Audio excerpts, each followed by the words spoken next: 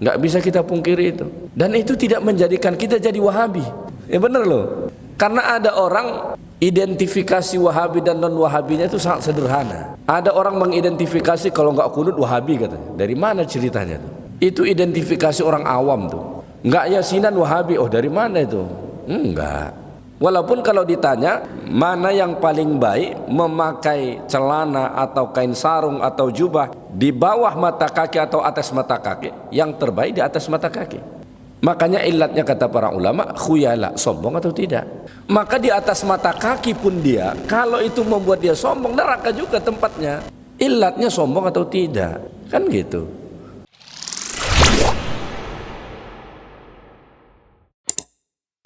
Ini seperti yang saya sebut tadi. Kalau Allah titipin kita nikmat lebih, silahkan pakai dan nikmati. Asalkan tujuannya tidak menyombongkan diri atau meninggi diri. Tapi silahkan. Yang perlu tawadu itu kan bukan pakaiannya, tapi hatinya dan akhlaknya. Silahkan misalnya kita punya baju mahal, tapi itu tidak menghalang kita untuk duduk bersama dengan orang yang bajunya mungkin tak mahal. Silahkan kita memakai kendaraan yang mahal, tapi itu tidak menghalang kita untuk ngobrol duduk bersama dengan orang yang mungkin kendaraannya tidak mahal. Silahkan. Tidak masalah. Bahkan di zaman Nabi, orang berupaya untuk punya kendaraan mewah, yang mana dalam riwayat hadis dikatakan humurun ni'am, unta yang merah. Zaman Nabi itu kendaraan paling mewah. Orang berusaha untuk mendapatkan itu. Jadi ketawaduan itu bukan ada pada pakaian, bukan ada pada penampilan, tapi ada pada hati dan akhlak. Di situ letak tawadu, ya. Termasuk juga kesombongan bukan pada pakaian. Kesombongan bukan pada pakaian. Orang memakai pakaian yang mahal bukan berarti dia sombong. Kenapa? Letak kesombongan bukan pada pakaian. Saya kasih contoh. Hadis Nabi SAW tentang isbal. Jadi disebut dalam hadis, man jarra thawbahu khuyala, siapa yang menghulurkan pakaiannya di bawah mata kakinya karena sombong, maka tempat dia di neraka. Lalu Abu Bakar nanya kepada Nabi, ya Rasulullah, saya ini kalau pakai kain pelikat, kain sarung, itu pasti molor, ujung-ujungnya pasti menutup mata kaki. Kenapa Abu Bakar itu kurus? Lalu apa kata Nabi SAW? Kamu tidak termasuk. Maka illat berpakaian di atas mata kaki atau bawah mata kaki itu jadi haram. Illatnya adalah kalau sombong. Kalau nggak sombong nggak apa-apa. Walaupun kalau ditanya mana yang paling baik, memakai celana atau kain sarung atau jubah di bawah mata kaki atau atas mata kaki, yang terbaik di atas mata kaki. Itu yang terbaik. Nggak bisa kita pungkiri itu. Dan itu tidak menjadikan kita jadi Wahabi. Ya benar loh. Karena ada orang identifikasi Wahabi dan non Wahabinya itu sangat sederhana. Ada orang mengidentifikasi kalau nggak kunut Wahabi katanya. Dari mana ceritanya tuh? Itu identifikasi orang awam tuh. Nggak yasinan Wahabi. Oh dari mana itu? Enggak.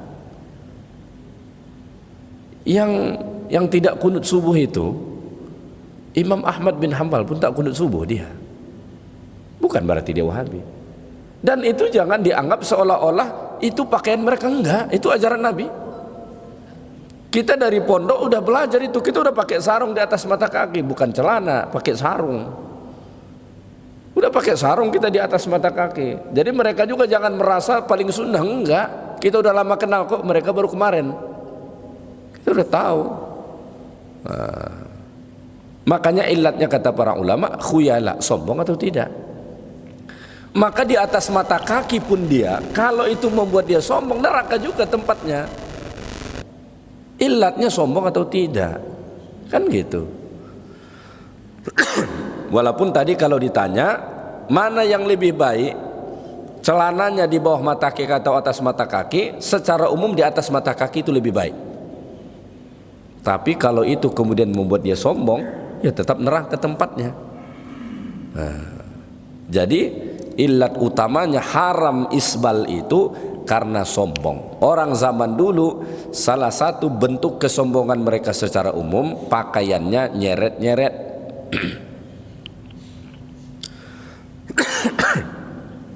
Nyapu halaman.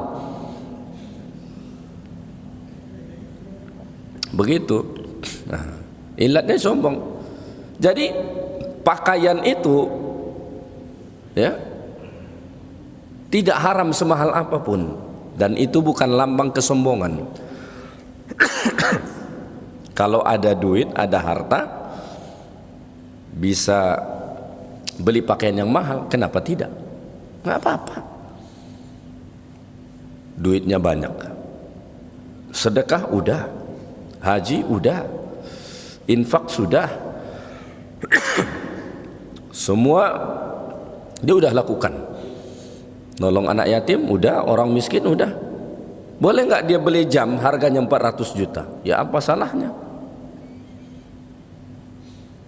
Yang nggak benar itu zakat tidak, infak tidak, sedekah tidak, tapi sibuk bergaya terus. Itu tak boleh. Itu tak baik. Tapi sedekahnya jalan, infaknya jalan, bangun masjidnya jalan, orang miskinnya juga jalan, duit dia masih banyak, mau beli dia jam 1 miliar pun salah nggak? Nggak salah, silakan. Ya kan? Ada orang duitnya triliunan, ya, mau dia pakai barang mewah ya nggak apa-apa, dan itu bukan sombong. Itu kemudian menjadi masalah kalau pakaian tadi membuat hati dia sombong. Itu masalah. Dah tak mau duduk dengan kita lagi, tak mau ngobrol dengan kita lagi. Itu masalah. Dulu kawan tuh waktu masih pakai motor mau dia duduk dengan kita. Sekarang setelah bagus mobilnya tak mau lagi duduk dengan. Itu kurang ajar. Berarti dia udah sombong kan? Baik.